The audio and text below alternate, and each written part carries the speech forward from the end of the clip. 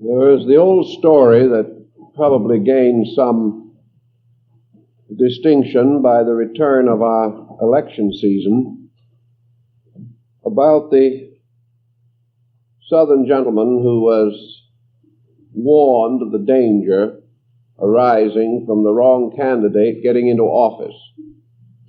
He received a prolonged harangue on this subject with all the fearsome details, and finally someone who didn't think he was sufficiently perturbed said, "Well, don't you worry about these things?"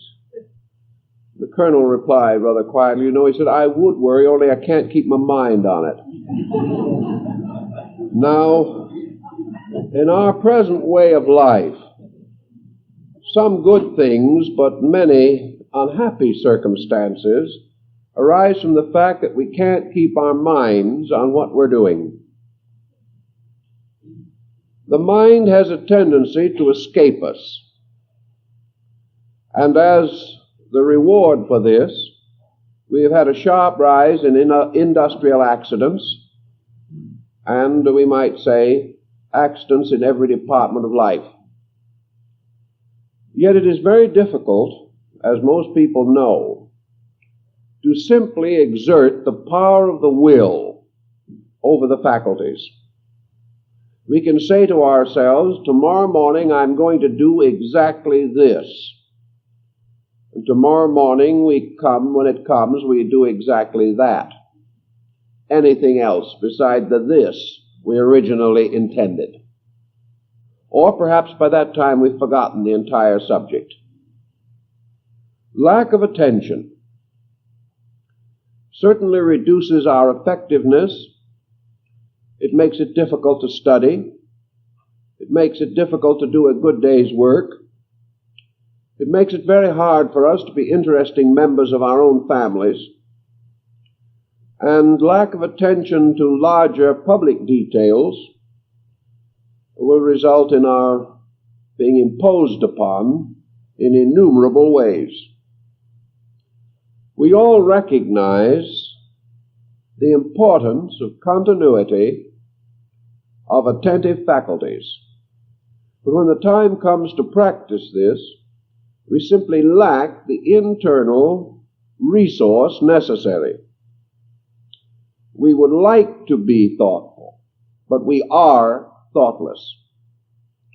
We would like to be prudent, but under some glamour of the moment, we lose our prudence. We would like to be able to recall the details of a transaction when those details might be of the greatest importance to us. But unfortunately, they did not sufficiently impress our minds at the time. Therefore, the details are not available. We look around us in nature for certain symbols that may be helpful. And while I'm not by any means a militarist, I do point out that in the army, when an order is given, the regiment is first brought up to attention. They are told to stand there, open their minds, and wait. Something is going to be said that they must hear. So the officers call them from indifference to attention. Now, in private life, there is no one to call us to attention. We have to achieve this for ourselves. And for the most part, we fail completely. In the Western cultural life of man, we have moved forward with strain and awkwardness. We do everything desperately. And attention is forced upon us sometimes by the very crises that arise from failure to be attentive. We therefore have come to the conclusion, parents take this attitude toward their children, that all they have to do is be attentive when they're told to be. But we have no background to suddenly take hold of the mind or the willpower and cause it to do anything. We have for centuries as individuals lived in a kind of security which has not demanded continuous observation and reflection. When emergency arises, we rush for help to experts who listen to our story with some measure of attention, but not very much in most cases. The result is the expert's advice does not arise even from the best levels of his own knowledge. The Oriental thinking in this has some interest for us. It is very different from our way, but like so much of Eastern ideology, is comparatively painless. Attention to the Eastern thinker is one of the many byproducts of a way of life. Attention cannot be adequately cultivated all by itself. Perhaps theoretically it could be, but the person will lack the motives. He will lack the consistent impulses necessary to maintain attentiveness. Now, of course, we use indifference or a certain detachment from circumstances as a means of protecting ourselves from numerous interruptions or from ideas which we do not regard as valuable or worth our time to consider. This cultivated indifference, however, must be very carefully disciplined also. It may become habitual, and we simply become indifferent to everything. And when we do that, we have lost censorship. We've lost discrimination. We have lost the ability to weigh that which is important from that which is not important. In the Eastern way of life, attentiveness is cultivated in the child. It begins early in life.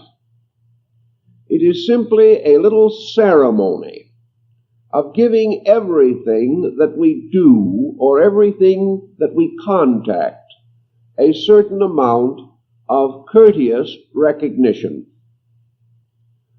Anything that is worth considering with the best faculties that we possess.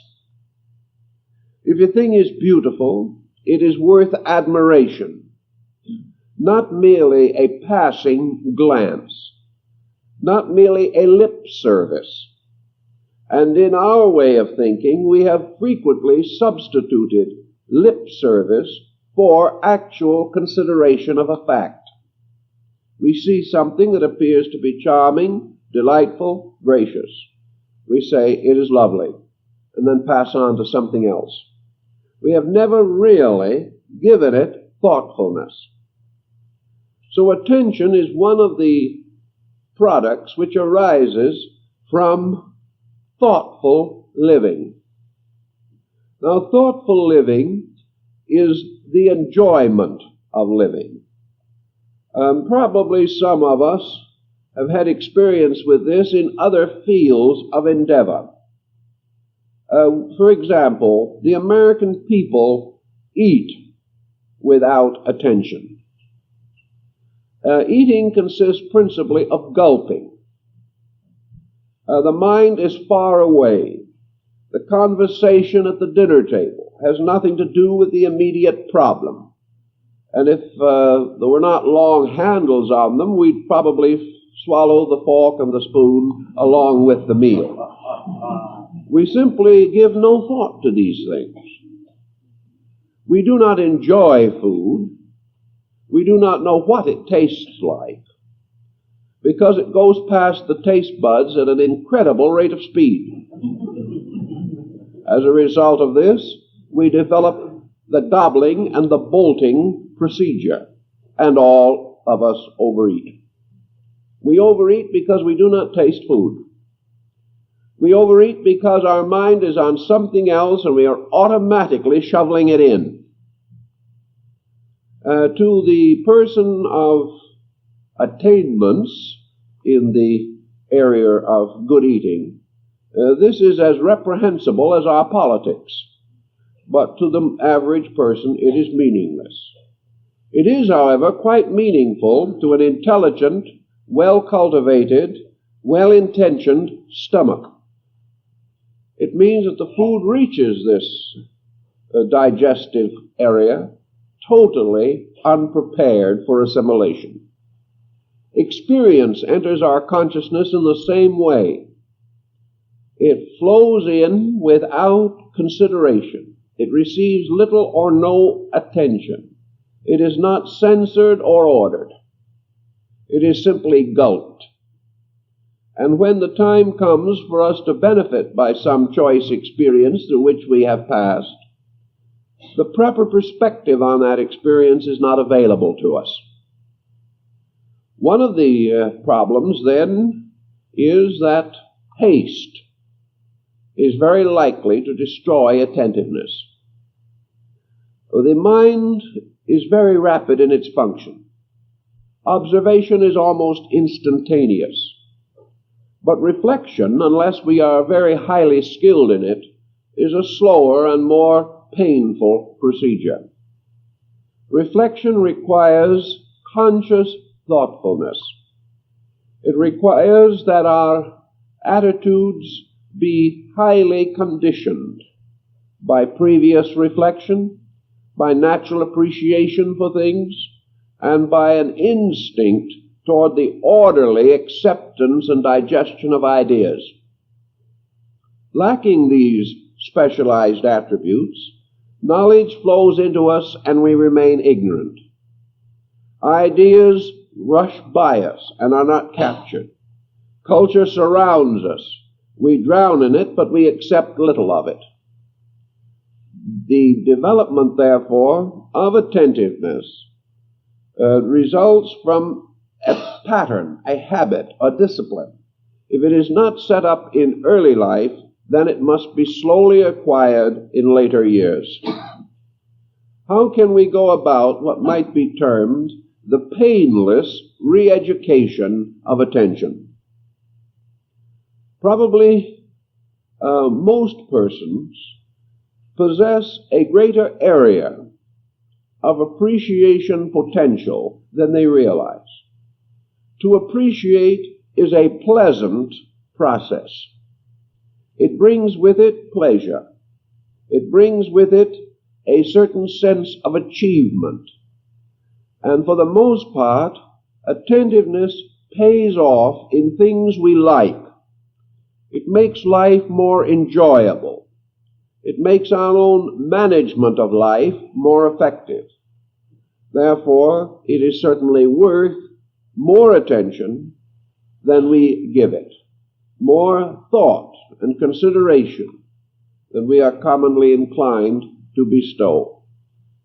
Why, perhaps, are we so lacking in attention in these times? Probably one answer is the rapid motion of situations around us. Our world is moving very rapidly. So many things are happening that it is almost impossible for the average person to become aware of all of them. We are sometimes uncertain as to where attention should focus.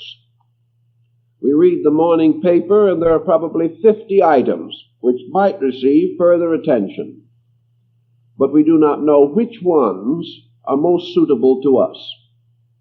Actually, this is largely a matter of temperament.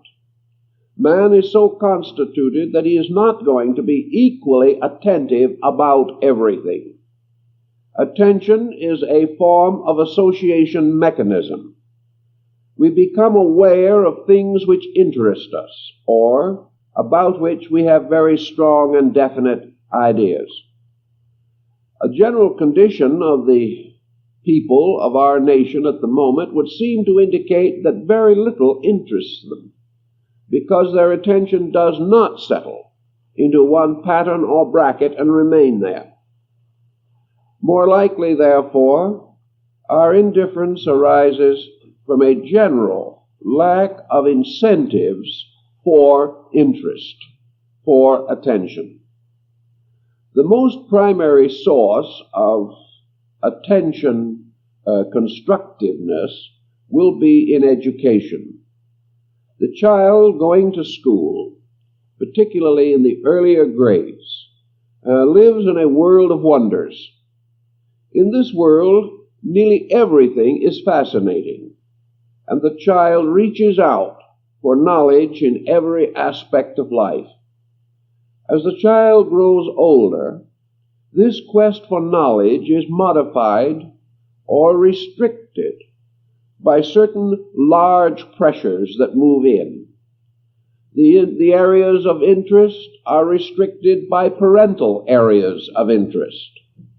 That which the parent discourages, the child may or may not have the strength to continue to consider. Also, patent answers which are glib and essentially meaningless, have a tendency to discourage attention. They substitute formulas for facts.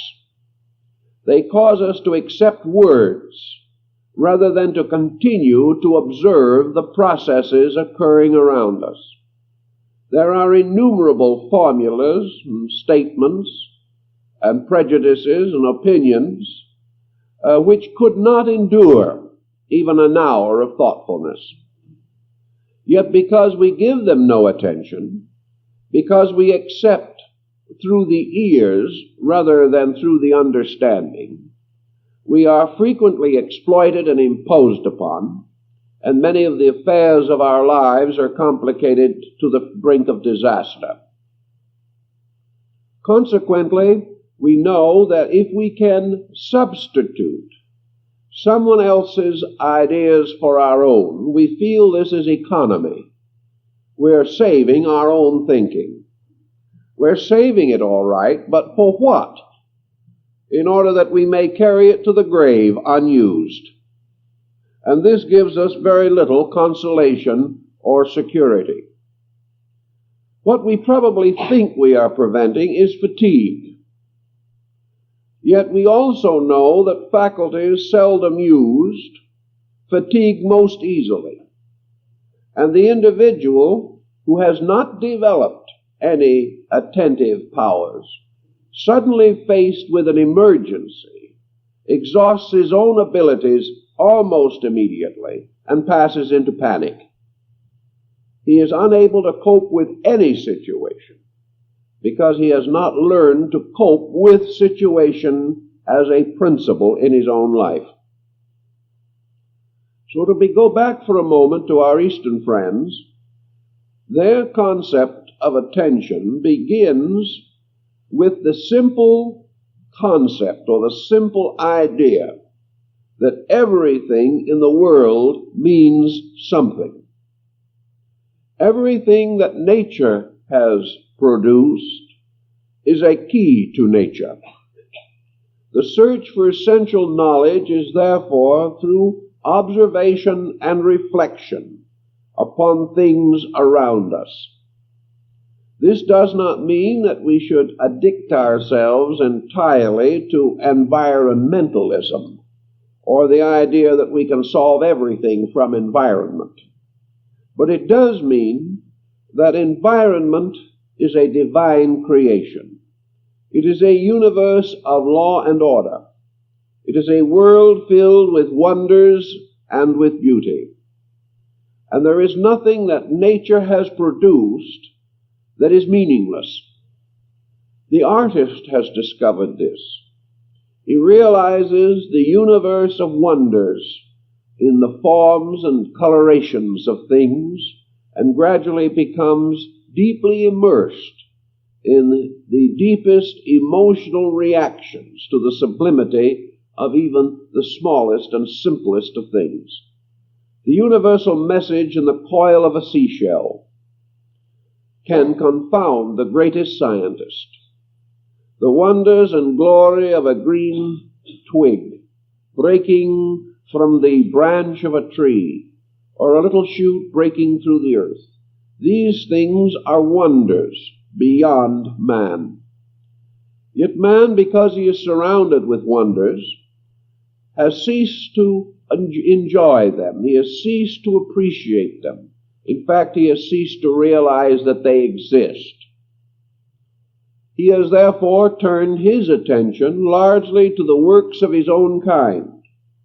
But here again, his attention is not adequate. He uses his mind as a camera. He accepts pictures, but like the camera, he cannot digest what he accepts. There is much more to thinking than merely recording. There is a kind of reporting that must go deeper. Man, turning his attention to the achievements of himself and his associates in this world, usually fails to appreciate even these achievements. He fails to observe the action and reaction of natural procedure in the life of man. He does not appreciate the tremendous intuitive power of the great artist or the great musician. He does not accept the kindly ministry of fine art. He does not understand or respond to the subtle implications of great verse. He simply ignores the works of man essentially as he ignores the works of nature. They do not give him their meaning. They do not challenge him. They do not awaken him from the slumber of the commonplace. They do not make him suddenly realize that he is in a universe of purposes. Thus he drifts along through the years, suffering from the inevitable consequence of lack of attentiveness, and that is boredom. He finds life uninteresting, nothing but a sequence of problems and miseries and discomforts. He considers the achievements of other men as either unimportant or even ridiculous. He sees no purpose behind dedication or devotion. And that which he does not understand gradually changes in his own consciousness to a kind of contempt for true greatness, a contempt which we observe around us every day. Knowing, therefore, that this world is actually filled with wonders and sublime facts, we cannot entirely appreciate the individual who locks himself for many hours a day in front of a television set to watch programs contrived to annoy him, for that seems to be the primary objective. This kind of annoyance, however, has become habitual. It is like a peculiar kind of ache somewhere in the body. We are quite uncomfortable if it stops. We've become too friendly with it. It has become a member of our family. That we should enjoy these devices within moderation is perfectly proper. But that we should substitute these contrivances of man for the facts of life, this substitution is wrong. It is a substitution that limits ourselves, a substitution that gradually takes away from us the incentives to a fuller and richer relationship with values. So we start assuming that the person is somewhat deficient in this faculty because he usually is. And we say, what can we do about it? How can we improve this condition? How can we, in midstream of life, gain something of that natural enthusiasm about the mystery of existence which dominates the consciousness of the unconditioned child? How can we become again hungry to know, hungry to understand, and to advance the essential elements of our own lives?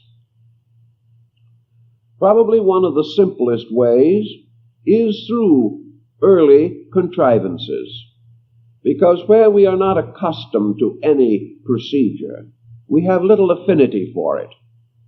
We cannot suddenly say, I think I will enjoy attentiveness and then settle down to be a really attentive person. It does not happen that way.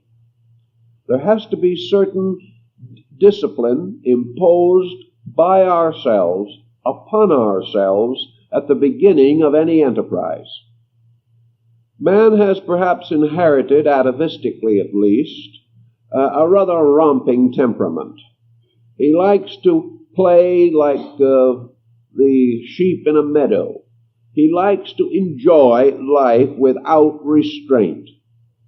And because he has this tendency to avoid or evade the organization of his own resources, he has had considerable trouble meeting the changes which cultural motion have imposed upon him. So we are not going to find a person, usually, who has a great and immediate, spontaneous ability to discipline himself. There is no background for this. He has been avoiding it all his life. He was disciplined a little in childhood. He is disciplined somewhat by the very processes of living. But he considers these disciplines as odious, and he escapes from them into what he terms the freedom of his own action as rapidly as possible.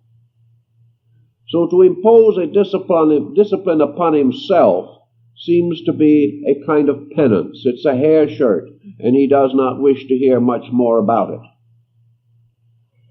Yet, in every walk of life, success depends upon discipline. Somewhere in the development of the character of each individual, he must bow to law and order. If he fails to make this adjustment, he will remain unsuccessful. Each person must in some way subjugate his own nature to the needs of his own life. He must take the time. He must go through the efforts. He must gradually classify his activities and organize them for the very purpose of survival. In ancient days, discipline was given largely through a guild or apprenticeship system on the economic level. The individual learned by doing. And the story of apprentices in the 10th, 11th, 12th, and 13th centuries, and even later, was not entirely a happy story. An apprentice was a slave, little more or less. He received practically no wages and a grudging keep. He was required to do anything that his master wished him to do. And it was quite natural that a great many masters of trades in those days had certain arrogance over their apprentices. They flogged them, they beat them, they starved them half to death. They made life as difficult for them as possible. Sometimes the apprentice was moved by a high sense of duty, and he kept on. If he had not this courage, he could not finally master his trade. His courage, however, was maintained by one simple fact. He wanted to make a living. He had to follow the traditional way. There was no escape. Either he stuck it out, or he became a derelict in society. And he observed those few who failed, and he did not want to be like them. So he took this punishment for 5, 7, 9, 10 years in order to gain his patent as a master, and then in turn probably to have apprentices of his own that he treated just as badly.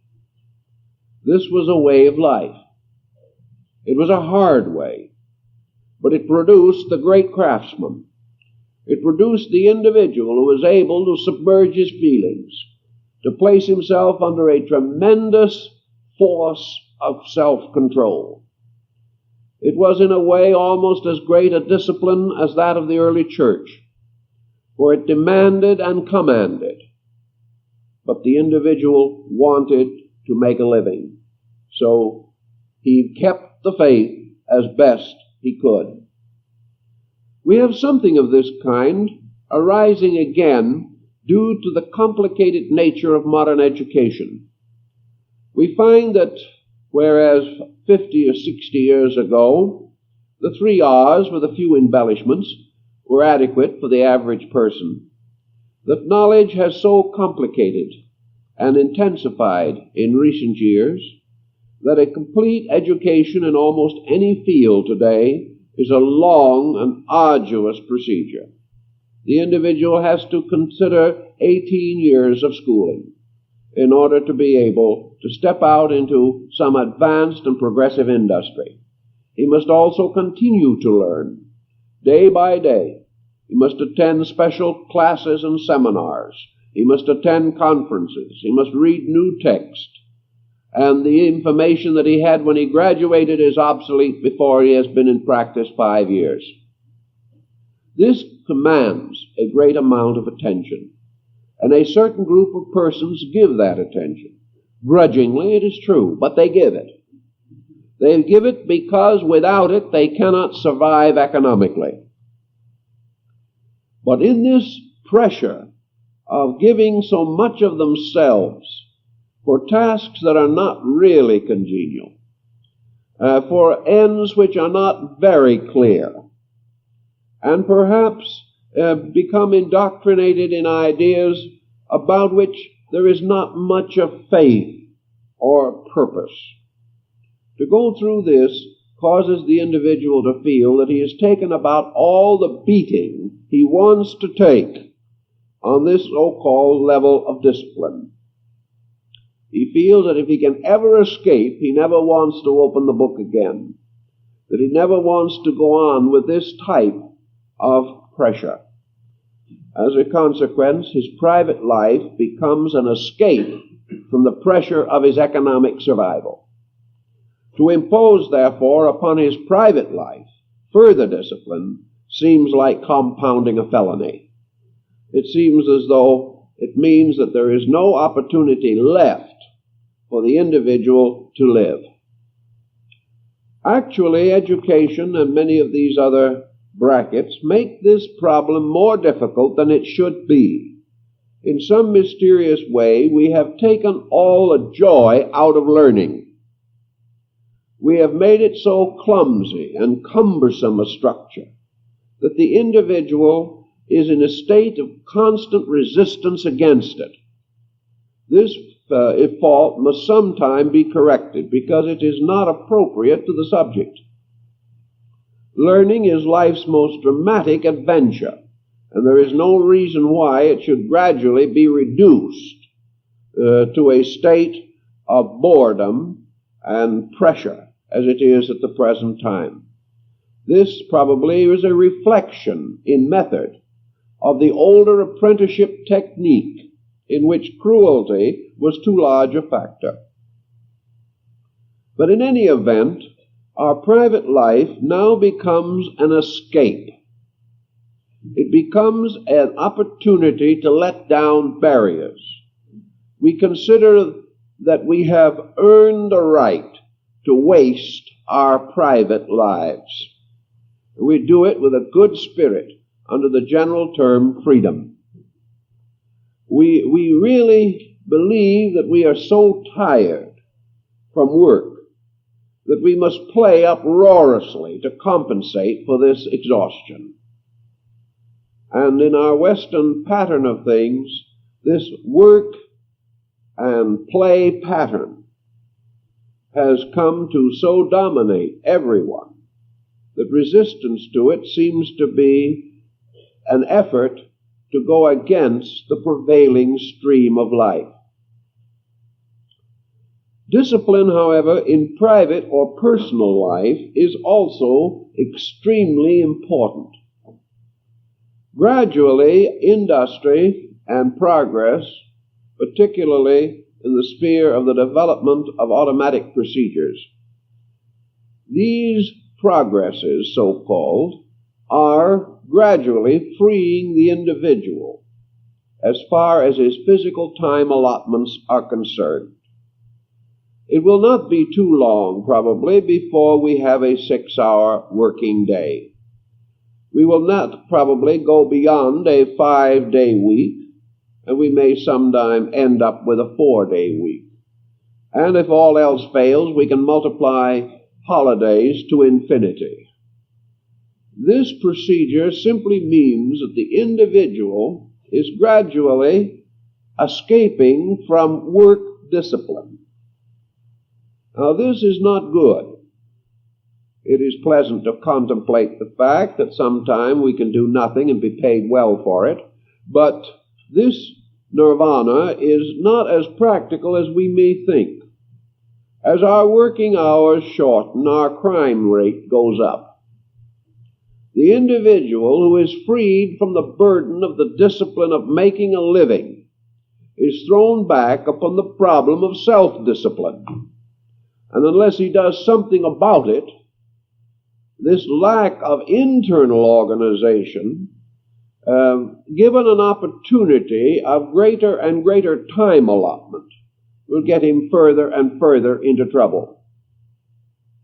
Also, it is just as important to the individual to be happy in his personal life as it is for him to be adjusted in his business career.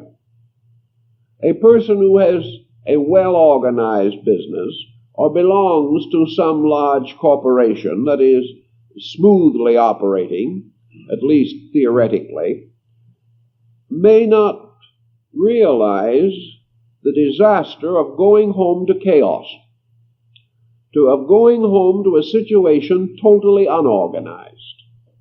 To him, this is merely rest. But out of this rest arises a continual pressure of confusion that is also expressed through its reaction upon the children. And young people in the average home today are without adequate directive or self-directive. They haven't purposes. They haven't insight. They have not learned from the beginning of life to share in the doing of those things which fulfill the human need on the level of advancement and culture. So the whole problem sort of falls to pieces to the degree that we become successful. So the organizing of our personal life is very important. Today, industry recognizes this importance as never before. It is maintaining a considerable staff of psychologists and psychiatrists simply to find ways of keeping valuable persons from destroying themselves outside of the office, to prevent them from getting into such personal tension patterns that they are no longer able to perform their various tasks adequately. Thus, the personal life flows in upon occupation, affecting it in various ways. Always, the individual's efficiency is measured by his own holistic nature, by his total control of the values of his own life. Without this control, the security of his economic status is continually threatened. Then we try to understand something of how to approach this in our daily living. There are little simple disciplines that we can use. These disciplines have to do with the ability of the person to begin to examine what he is, what he does, what he has. This type of examination depends for its success upon a few simple emotions. One of these is inquiry. Most persons are curious, but largely on the level of gossip. They are not curious about facts. They are not curious about truth or about beauty. Yet a natural curiosity is an open door to appreciation and value. The individual who is stimulated by what he sees, by the situations that arise around him, and as a result of this stimulation becomes attentive. He wishes to know more about something. He wishes to receive the impact of things a little more completely. He tries to understand the thought of the person who composed the music. Why was it composed? He tries to understand the meaning of some small art object that he possesses. He tries to penetrate the obvious a little bit in an effort to become more appreciative, more aware of the fact that he lives. Man's awareness of life arises from the stimulation of his internal faculties. Man is simply because he is aware. And if he wastes his awareness, he wastes his own existence. Man is man because he can question, can analyze, can think. And to the degree that he makes use of these faculties, they become the source of an interior enjoyment. They enrich him in everything that he thinks and does. He finds, therefore, that awareness feeds him. It is like a pleasant meal. It is like a beautiful concert or a group of friends coming in for the evening. He enjoys these things because they are invitations to a larger way of life. Why have we continuously, therefore, failed to be aware of these values? Probably because civilizations, individuals, cultures pass through cyclic procedures. They move from a kind of infancy through childhood and adolescence to a maturity. And up to the present time, Western man has been very largely adolescent in his attitude toward life. He is adolescent probably too long, because actually he is not so youthful that he could not begin to consider things more favorably. But he has this progressed adolescence, this perpetual kind of immaturity. He has it because he is built around certain centers of action and certain motivations which are not mature. As a result of this type of thinking, he has not developed the conscious realization of the need for a refinement of taste or a refinement of consciousness. He is still in a rather belligerent, competitive stage. He is still much more interested in accumulating than in using. He still belongs in that period of life in which he does not feel that he has the time to sit down and contemplate anything in terms of true value. Because he has not done this, because he has never really estimated value, he is content to go along without it. And like so many in the storybooks, he does not know that he misses or what he misses. That which he has never possessed, he feels no need to possess. This need, however, comes to him in a roundabout way. He certainly needs a greater amount of internal organization than he possesses. He is not adequate to the pressure of his time. The result is sickness. He needs peace of mind, but he does not know how to attain it. He needs peace of soul, but searches for it as he searches for any other kind of physical investment. He needs a certain relaxation, a graciousness in himself. He needs to experience himself as an enjoyable person. And he may even suspect that others would like to find him more enjoyable than he is. These needs are the needs of maturity. They are needs that are present wherever a civilization expects to develop into a culture. And either Western civilization must become a culture, or it must vanish because of its own barbarism. A barbarian can be strong and can conquer the world. A barbarian can control the treasures of the earth. But a barbarian is born and dies a savage because he cannot control himself.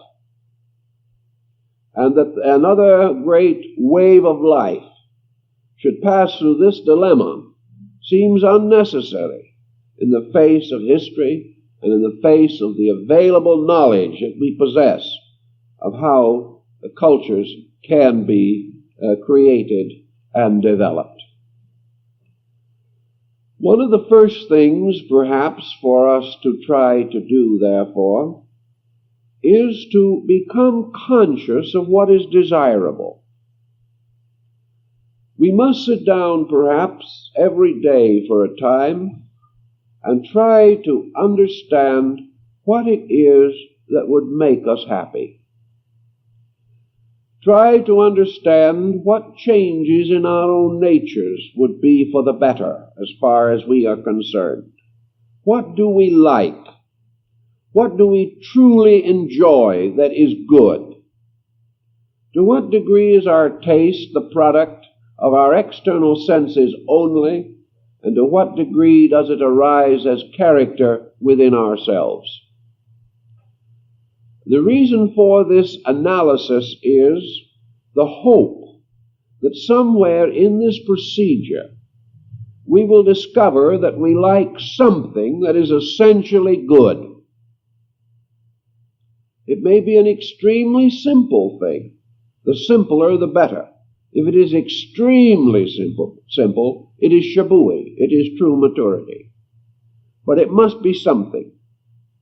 Something in ourselves that would enjoy knowing more, being more, possessing more of culture in its own nature. Perhaps it is an instinctive love of nature. Perhaps we wish we could get out, away from cities a little more often, to the enjoyment of the country life. But when we get out into the country, we look around for a few minutes, eat lunch, and come home. We do not know why we go. Until today, our idea of a peaceful vacation in the country is to tear down the road at 60 miles an hour from morning till night. This is completely without culture. It is without this mature thing that we're trying to find. What is it that gives us a certain sense of value? With most persons, it is something of a creative nature when it is discovered, because man is most frustrated today in the expression of his own creative instincts. Perhaps it is to make something or to draw a picture. Perhaps it is some craft or trade, but it is something in which the individual feels that if he did that and did it well, he would enjoy it. The only catch is learning how to do it, and that seems to be the great obstacle, the great difficulty. One thing that we learn from the study of Eastern philosophy and culture is that there are two ways of doing things. And usually in the West, we use the more difficult way. Inside of man, there is a doing things power. And there are persons who are born, apparently, with the knack to do things. They never studied how. But you give them a hammer and some nails and some boards and tell them what you want. And out of a kind of common sense within themselves, they will produce the product. And they will instinctively use methods that are approved by more skillful persons. Why? Because those are the best ways of doing that particular thing.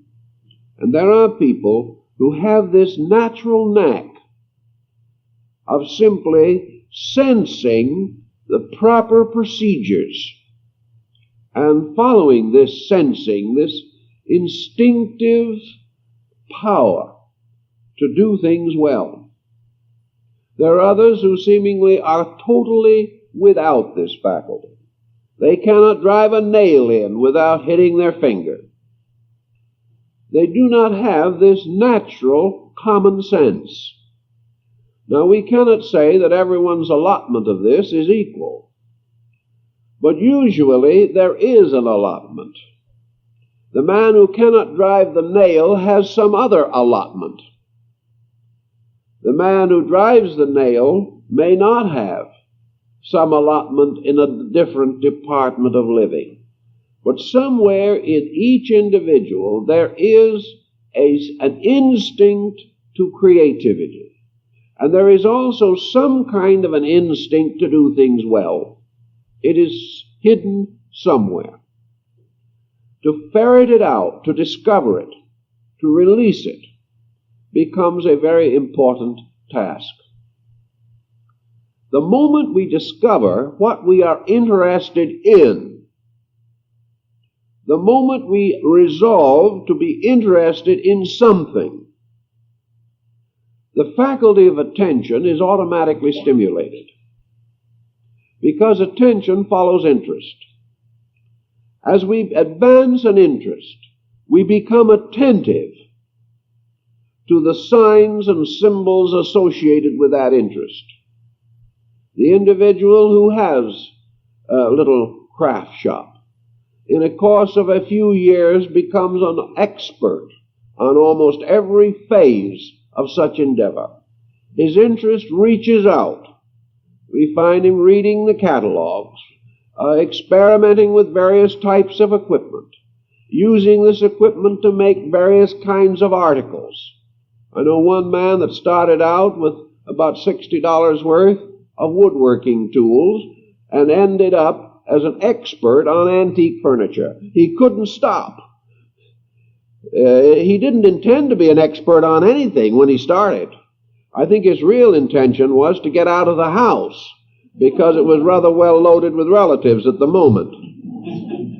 But he developed an interest. This interest suggested a little more equipment. Well, equipment is nice, but you just can't pile it up. Equipment suggests almost inevitably that you do something with it. If the equipment itself does not do this, the neighbors will. They'll lean over the fence and say, "What are you making this week?" And you can't very well say, "Oh, I don't make things, I just buy equipment." So, by degrees, the individual was lured into experimentation. He hadn't gotten very far with his experimentation when certain other faculties began to appear in his consciousness. He began by nailing boards together.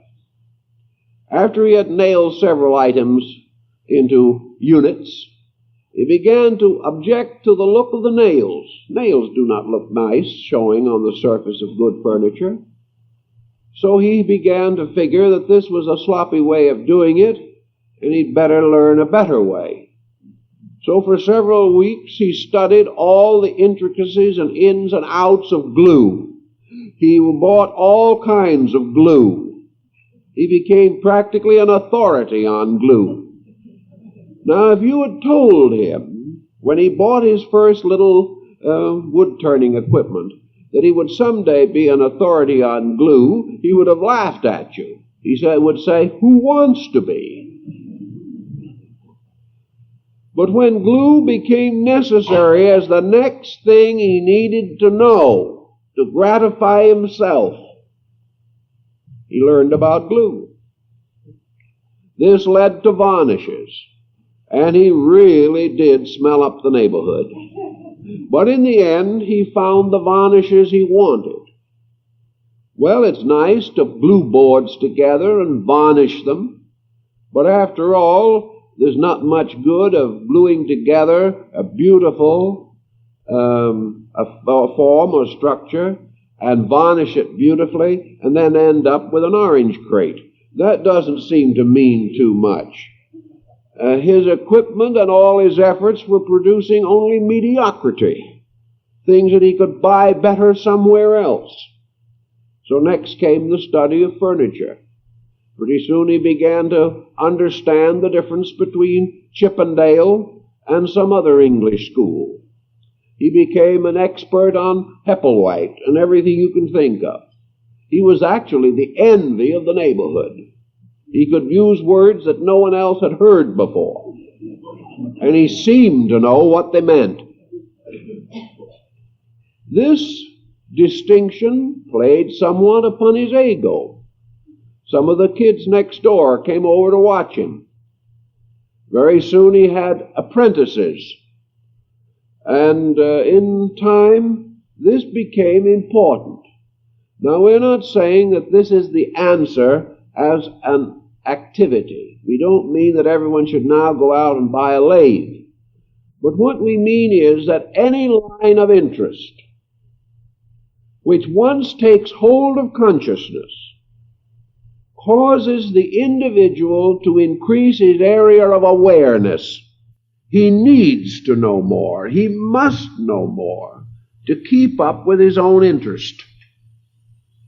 So the main thing is to move the person out of the static of no interest, to set him in something. Instinctively, the thing we are seeking for in interest, or by means of interest, is value. There must be some value in things well done. There must be some value in the right kind of varnish. Violin makers have struggled for centuries to discover the perfect varnish. The discovery of this varnish is only possible as the result of the deep analysis of many different factors and elements. The wood cannot be separated from the varnish, nor the varnish from the wood. These things have to be studied together. The purpose of all of these efforts is perfection, the achievement of a better degree of self-efficiency. And this type of perfection cannot be attained apart from the contemplation of natural phenomena. The individual, whether he knows it or not, is exploring the mysteries of life. For everything we do because of facts that exist in the universe. And as we tune in upon these facts, we gain a certain factual satisfaction. The person's achievement, even in a simple way, is harmonious with the determination or the purposes of consciousness. Therefore, consciousness expands. Consciousness rejoices, is more comfortable, because it is being used as it was intended to be used. And the result is a general satisfaction. And to this satisfaction may be added an improvement of health and disposition, probably increased economic value also to the person. These things, then, tell us we must take hold of a thread somewhere. And to that thread we must give a sufficient degree of attention, to the degree that this thread becomes a challenge. The moment we get to the degree of a challenge, Western man begins to sense something familiar to him. He realizes that a challenge is an invitation to some kind of a success greater than he has previously possessed. Very few can resist challenge once it is clearly indicated in themselves.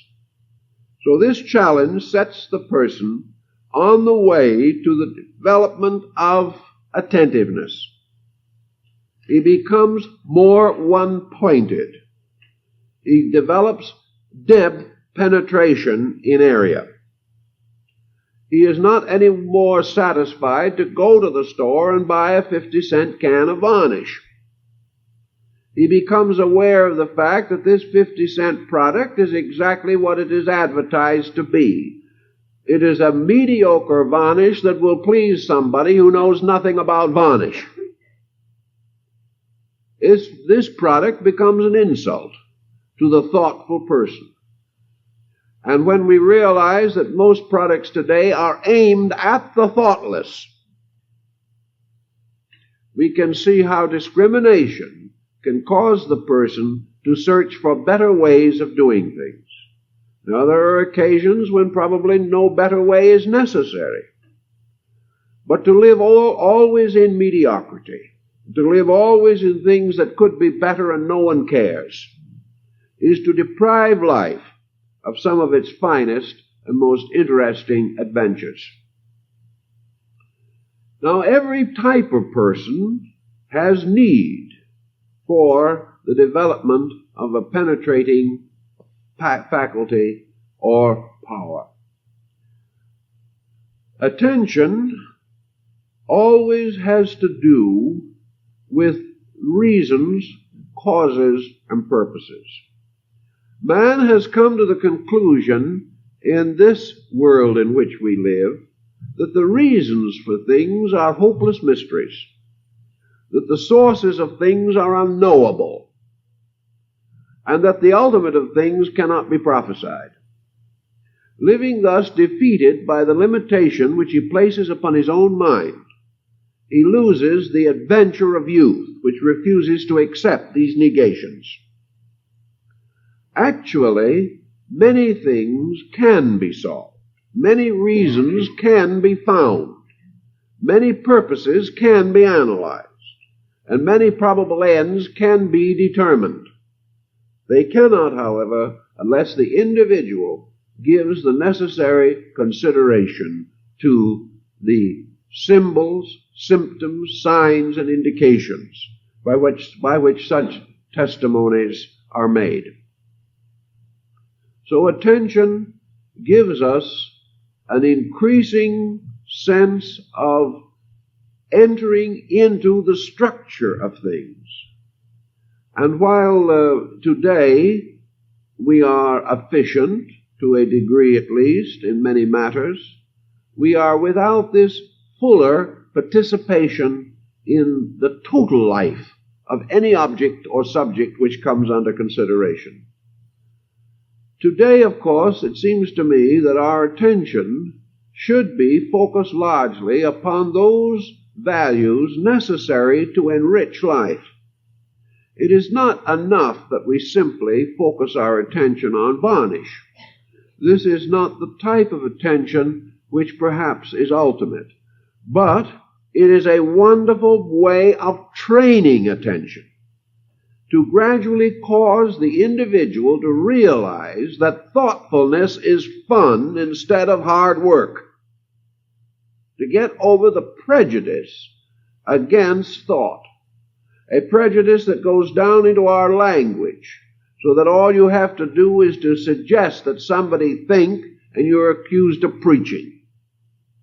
We are afraid of this faculty, and have so labored our moralisms on it that it has become an unpleasant word for all concerned.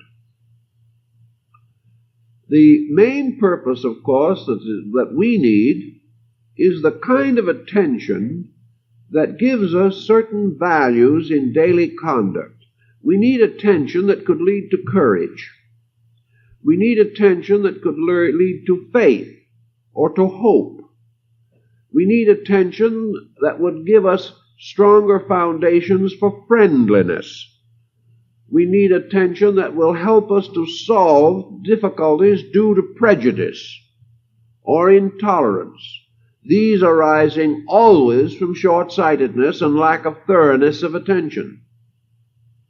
We need to discover more and more the truths of things that make life more beautiful, more secure, more harmonious. Thus, our present need in attention is largely aesthetic or cultural. It is not so much today that we need better techniques. We are getting them all the time. What we are needing is better understanding, better value, better appreciation for other people, and better appreciation for our own potentials. So today in attention, we think largely of stimulating within the individual a constructive, idealistic, creative nature. We feel that these are the things which he desperately needs at the moment.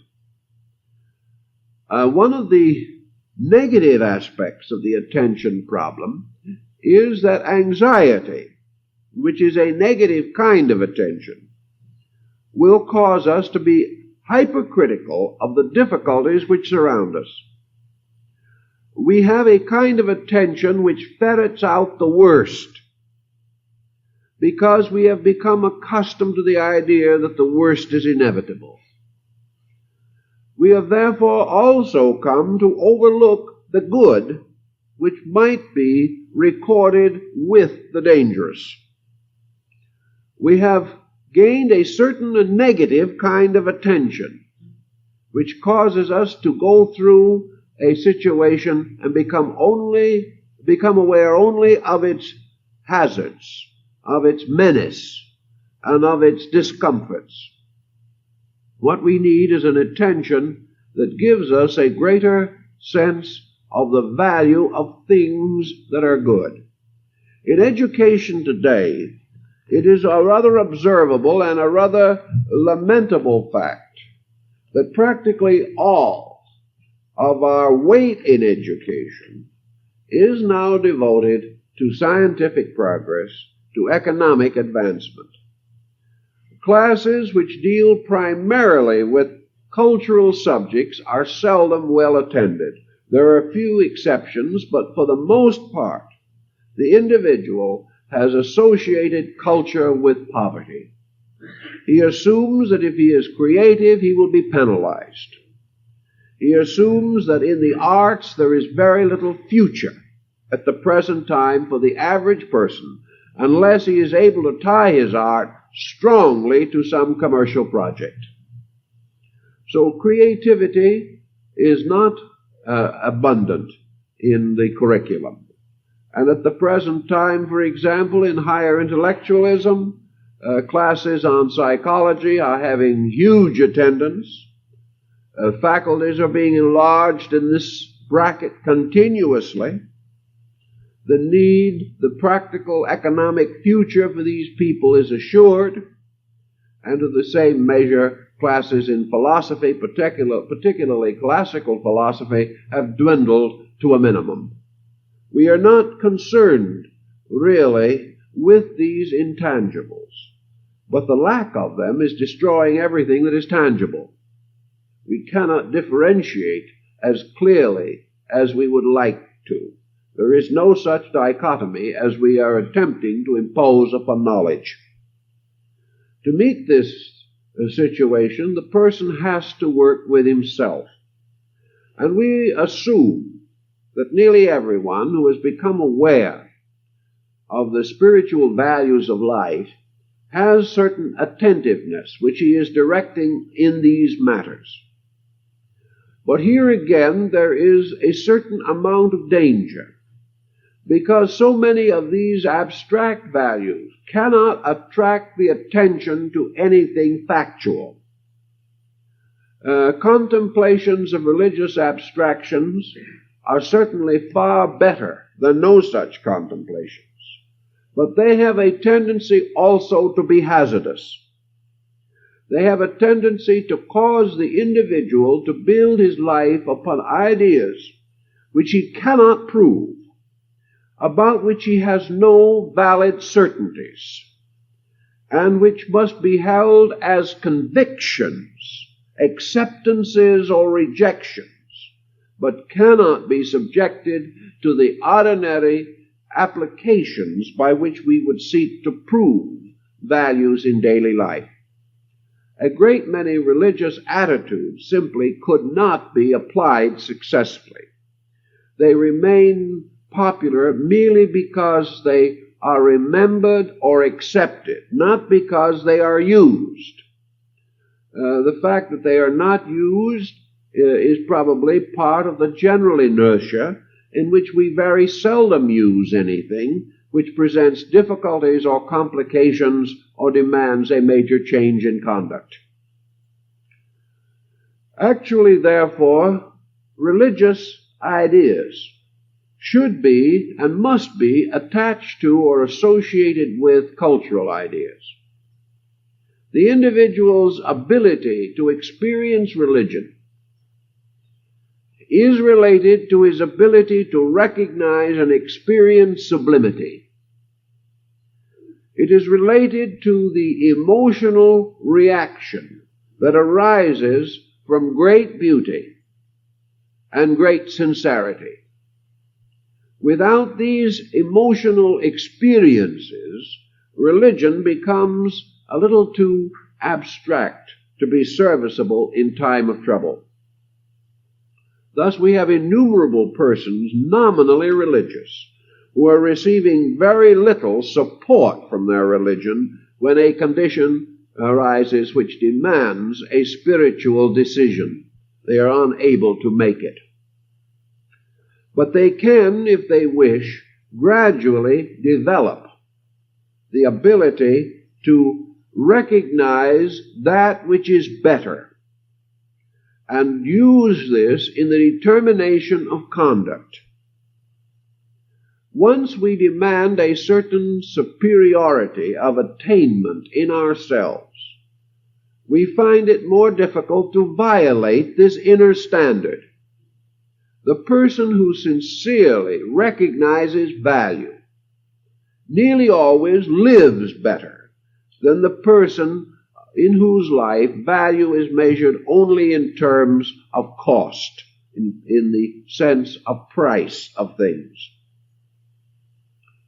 If then you want to begin some little experience in attentiveness or a focusing of attention, try taking brief periods of mental activity and applying them directly and to full use in some small area where obviously thoughtfulness would be helpful.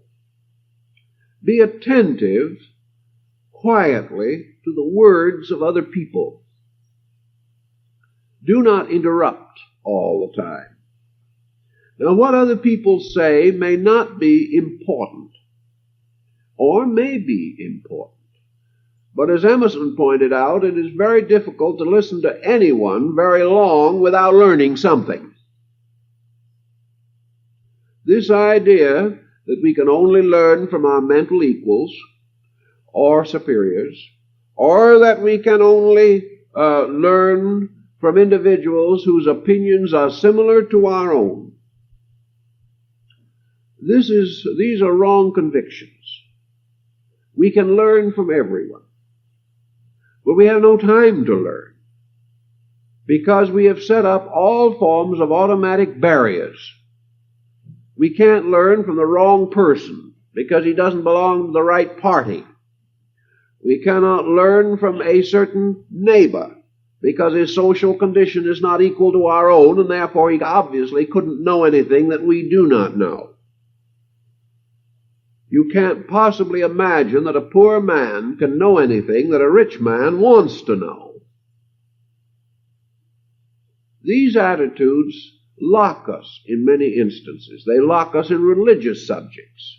We have great difficulty, for instance, in listening to the opinions on a religious level of a person whose beliefs we believe we have outgrown, or for which we have never had any affinity. Yet we can learn something from everyone. This religious person may have done other things in his life which would be very valuable for us to know if prejudice on his religion didn't lock us away from him. So attention begins by giving the best that you have to the stimulation that comes to you through the circumstances of life. If after you have listened attentively and thoroughly, you come to the natural decision that this information is not serviceable, you have lost very little. But you are so likely to have an adventure that it is well worthwhile. The same thing is to be found in appreciation of the simple things around us. The faculty of appreciation, or the power to appreciate, is a very warm, rich emotion. It binds things together, it heals wounds, it makes small things important. And also it makes important things seem small in the sense of intimate. They come closer to us, they are comprehensible to us. Appreciation prevents us from falsely worshiping, but it also gives us the power to accept in a very gentle and reasonable way the things that will help us. Attention must escape from the early frost of prejudice. The individual who locks his mind against anything is going to lose the opportunity to grow. He's even going to lose the opportunity to have an intelligent way to differ with his adversary. Because if he knows nothing about what his adversary thinks, he can never in any way refute him. The problem of, therefore, listening, observing, watching result in turn in attentiveness or attention. We become unconsciously or subconsciously continuously aware. Thus we are continuously awake, for awake is awareness. And the moment we are not aware, we are asleep on our feet. We become interested not in just things as they seem to be, but in the implications behind things. Attention is a kind of a drilling into things. It gradually saves us from surface decisions. It prevents us from judging by appearances and being wrong. Attention makes us more aware of the conduct of other people. And if we will practice the attentive consideration of small things for 6 months or a year regularly, making it a practice to have this enlarging awareness, we will not only end up at the end of the year with a better ability to recognize values, but like as not with more dollars in the bank. Because we will have protected ourselves against the kind of exploitation which comes to people who sign checks without knowing what they buy, or agree to things without reading the small print. Attention means that whatever we are doing at that time, we give it all of ourselves. And when that particular thing is done, we put it away. If, however, we have given full attention to it while we were doing it, it is set in the memory. It is therefore available to us at any time when we need it. It will not escape, because it is deeply and adequately recorded. One of the powers that helps man is his own memory. But memory, which should be the record of our growth, and therefore the key to the richest of our experience mechanisms, memory is so spotty due to indifference that the individual has not available to him anything resembling the full pattern of what he has done. He has only remembered what he wanted to remember. And he has tried desperately to forget anything in which he himself was to blame or was inadequate.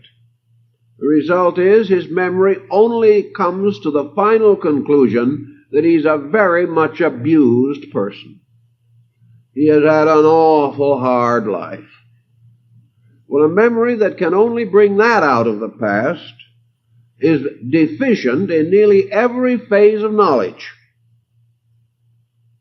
The memory that can only end in self-pity has failed totally. And it simply means that the individual gave no attention to anything which was contrary to his own personal psychological attitude. And at the end of 40 or 50 years, this attitude parrots back to him. He thinks it's true, but it isn't true, because it is a record that was built of untruth in the first place. And there is no greater untruth than a half-truth. And most people live with half of the truth, the half that serves them the best, or justifies them. If you have, however, a careful recording, it is not necessary for you to carry one unit of attitude into another bracket of living. You complete a project, you put that away, you do not need to think of it again. It is no longer on your mind, it is in yourself where it belongs and is always available. You then move into some other project. If 10 years later you need some fragment of fact from the old project, it comes to you by association. Everything that you have accomplished by attention is available when needed by association.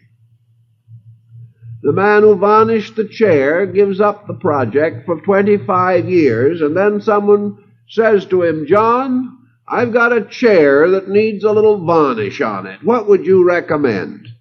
Instantly, the varnish syndrome is available.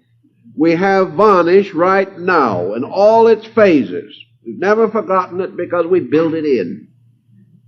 When someone comes to us and says, "I'm having trouble with the family," or "I have business problems," whatever we have actually achieved, whatever attention has clearly made a fact in our lives, is available instantly.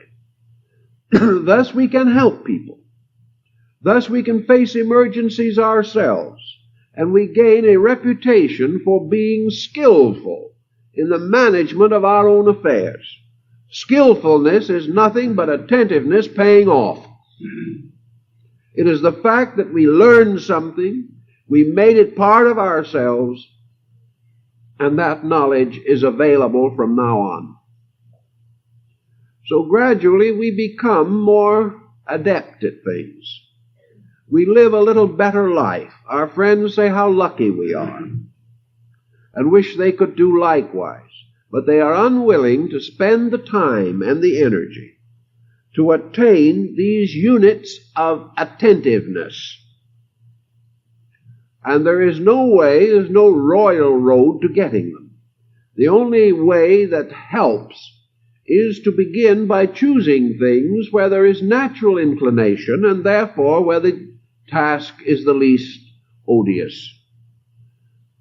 But in the Eastern way of life, everything becomes a matter of this attentiveness, a complete thoughtfulness about action.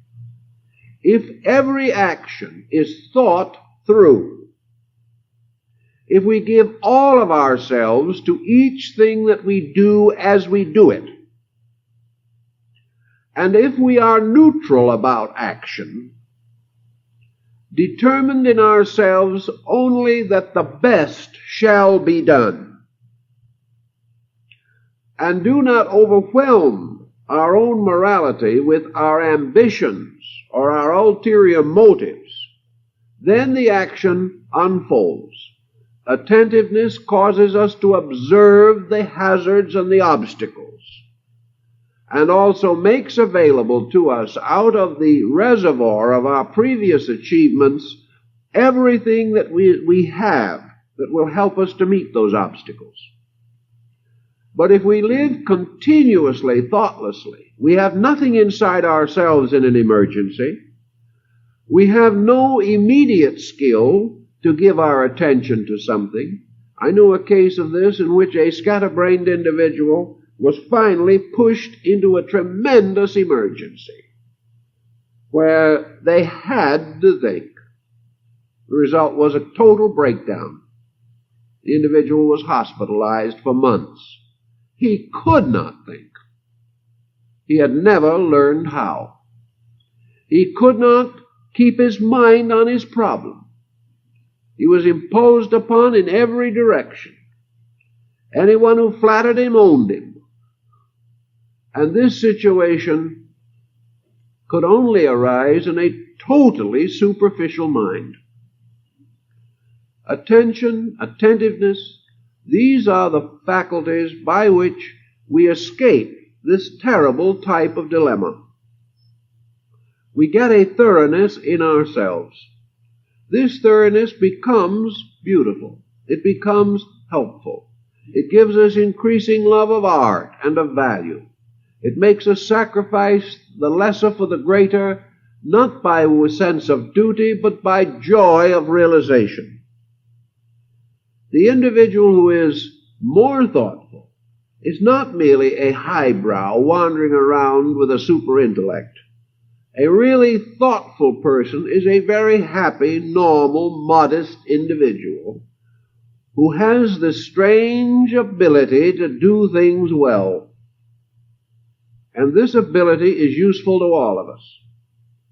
And it must be cultivated by keeping the mind on what we are doing and also keeping the consciousness on what we know we should be doing.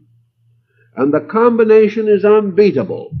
And if we will develop this faculty, we will all have richer lives, better and more valuable associations, and will observe more rapid progress in the unfoldment of our own higher faculties of consciousness.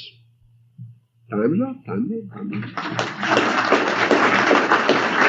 Now, I have so many announcements to make this morning, I'm going to ask you to sit them out with me. Let's try and see if we can't get these all in. I first want, of course, call to your attention that next weekend, Saturday and Sunday, is our open house, and we think it's going to be the best one that we have ever had.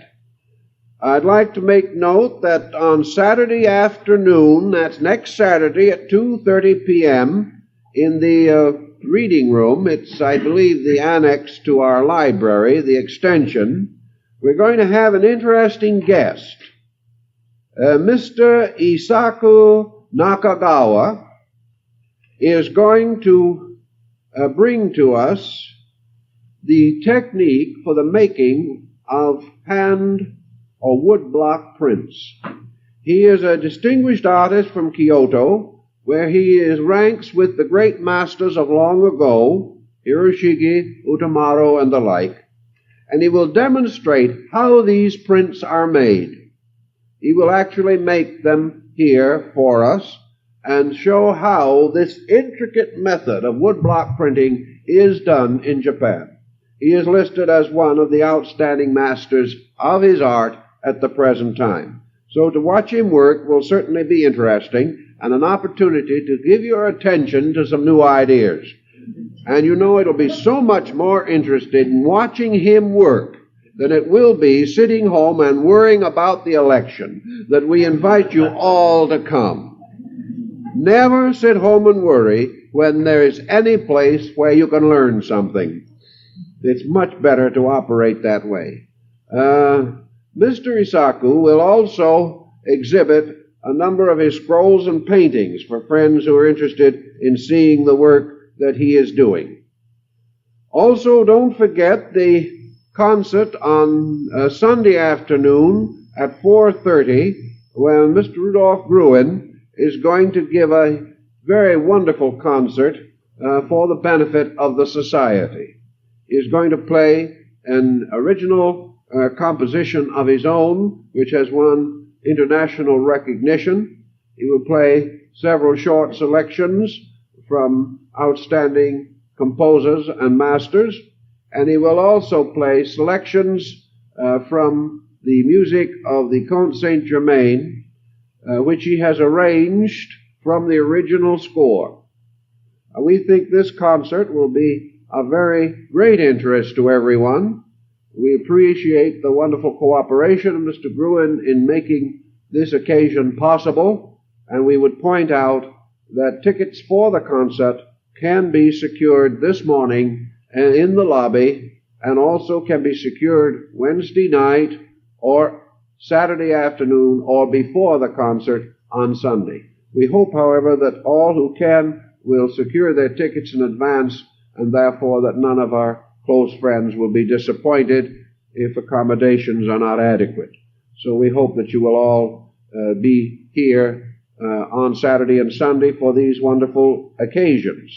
Also, there is going to be a special door prize for our Sunday afternoon activity next week.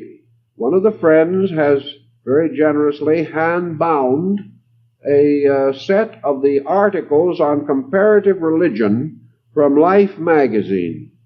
He has made a very handsome and attractive book out of the original articles. He has hand-bound this book in a very nice way, and it is to be offered as a door prize, I believe, on the open house. The tickets for this prize can also be secured in the lobby. The committee tells me that they are 50 cents each. If you should win the book, you do not have to be present at the time the book is awarded. All you have to do is have left your name and address, and you will be notified. Now also at 1:30 this afternoon upstairs, the PRS Center Study Group is meeting to discuss the talk of this morning, and we hope that you will all be there with lots of attention, and that might be a very wonderful opportunity to begin the disciplining of attention. That is, the ability to stay awake while somebody else gets up and says something. Now, this is not only attention, this is a sort of psychic courtesy.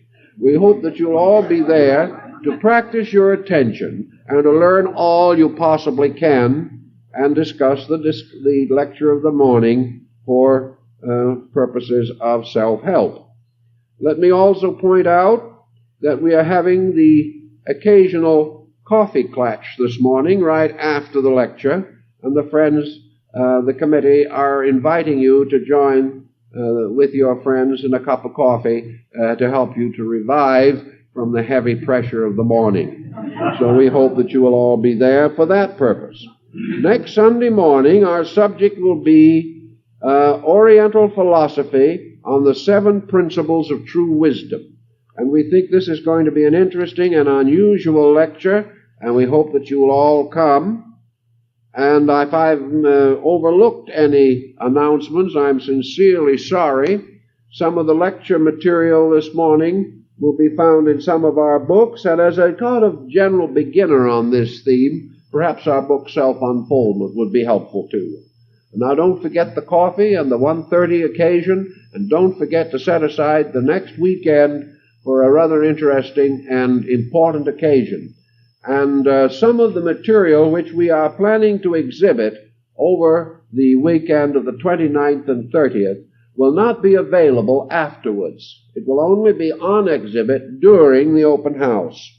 So whereas sometimes you can come in for a week or two afterwards and see the exhibits, this time the material will not be complete after Sunday. So please, if you are interested, try and be with us. Put aside Saturday afternoon and or Sunday and try and be with us. And we believe we'll give you a very pleasant afternoons. Thank you very much.